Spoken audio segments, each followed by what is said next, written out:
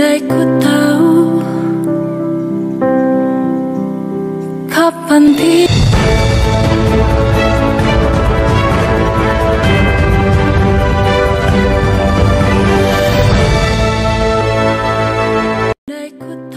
Rabu tanggal 20 Oktober tahun 2021 sekitar pukul 15.30 WIB.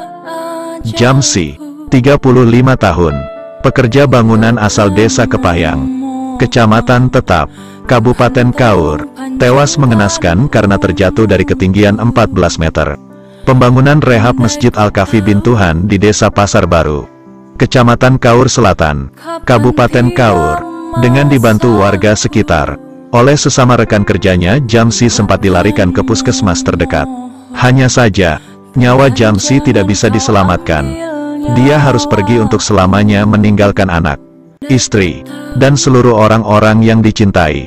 Saat terjatuh, Jamsi diketahui sama sekali tidak menggunakan alat pelindung diri atau APD sebagaimana ketentuan Peraturan Menteri Tenaga Kerja dan Transmigrasi atau Permenaker Trans Nomor per/08/Men/7 Romawi /2010 tentang alat pelindung diri. Menurut Kepala Dinas Transmigrasi dan Tenaga Kerja Provinsi Bengkulu Edward Happy melalui Kepala Wilayah 3 Dinas Tenaga Kerja dan Transmigrasi Provinsi Bengkulu, Amrul Hamidi, yang datang ke lokasi kejadian bersama anggota DPRD Kaur, Kamis tanggal 21 Oktober tahun 2021, bahwa selain sama sekali tidak menyiapkan alat pelindung diri pekerja, kontraktor yang mempekerjakan Jamsi juga tidak memasang jaring pengaman pada daerah lokasi kerja di ketinggian lebih dari 10 meter. Diduga untuk mendapat keuntungan besar. Selain hanya menggunakan peralatan kerja seadanya, perusahaan juga tidak menggunakan tenaga ahli di bidangnya. Padahal tim dari Disnaker Trans sudah melakukan pengawasan ke beberapa proyek, dan mengingatkan perusahaan untuk melengkapi pekerja dengan alat pelindung diri.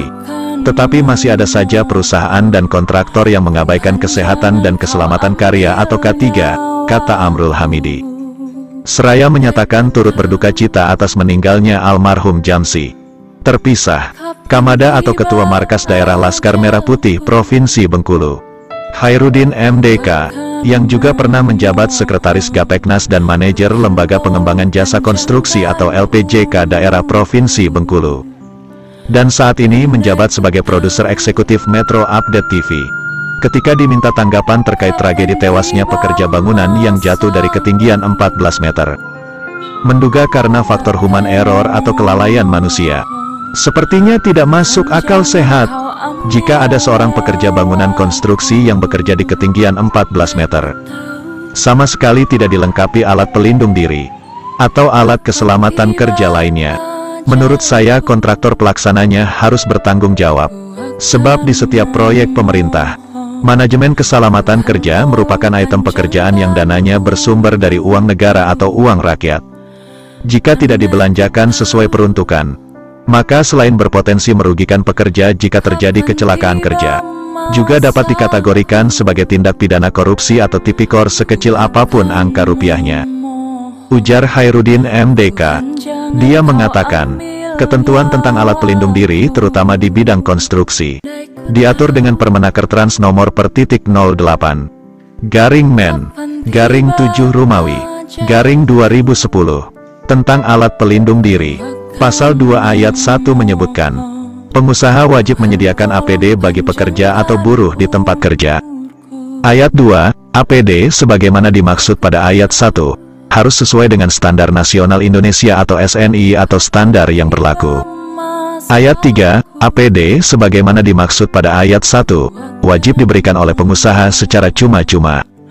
Pasal 3 ayat 2, selain APD sebagaimana dimaksud pada ayat 1, termasuk alat pelindung jatuh perorangan dan atau pelampung, sebagaimana diatur huruf B dan C, pasal 4 ayat 2. Pegawai pengawas ketenagakerjaan atau ahli keselamatan dan kesehatan kerja dapat mewajibkan penggunaan APD di tempat kerja, selain sebagaimana dimaksud pada ayat 1, sedangkan pasal 5, pengusaha atau pengurus wajib mengumumkan secara tertulis dan memasang rambu-rambu mengenai kewajiban penggunaan APD di tempat kerja.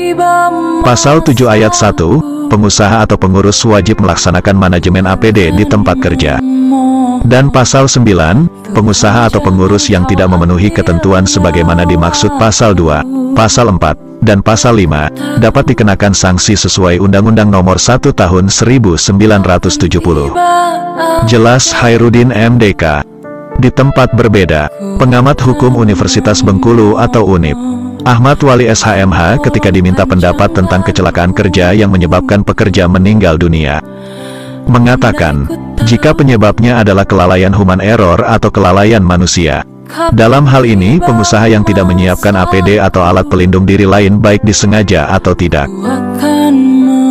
maka dapat dipidanakan sebagaimana ketentuan pasal 359 Kitab Undang-Undang Hukum Pidana atau KUHP. Pasal 359 KUHP menjelaskan, siapapun yang karena kesalahannya menyebabkan kematian orang lain maka bisa dihukum penjara paling lama 5 tahun. Tetapi kecelakaan kerja yang terjadi karena bencana alam, tentu saja tidak bisa dikenakan pidana. Jika ada kesalahan manusia, harus ada pihak yang dimintai pertanggungjawaban hukum. Polisi harus berdasar keterangan dari ahli bangunan. Jelas Ahmad Wali. Seperti diketahui, berdasarkan data LPSE atau Layanan Pengadaan Secara Elektronik Kabupaten Kaur, pemenang tender pekerjaan rehab Masjid Al-Kahfi adalah perusahaan jasa konstruksi Mulia. Dengan harga negosiasi Rp949.964.000 dari pagu anggaran sebesar Rp960 juta, atau hanya selisih Rp10.036.000. Padahal peserta tender ketika itu tidak kurang dari 19 perusahaan jasa konstruksi. Wartawan Metro Update TV Anugrah Halilintar dan Putra Dewa melaporkan. Kapan tiba masaku, ku akan memohon Tuhan jangan kau ambil